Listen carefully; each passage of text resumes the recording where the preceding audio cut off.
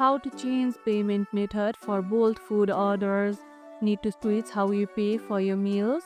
Here's how to change your payment method on Bolt Food. First, open Bolt Food and go to your profile or payment section. You'll see your current payment methods.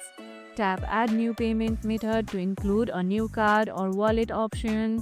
Once added, select it as your preferred method before placing an order.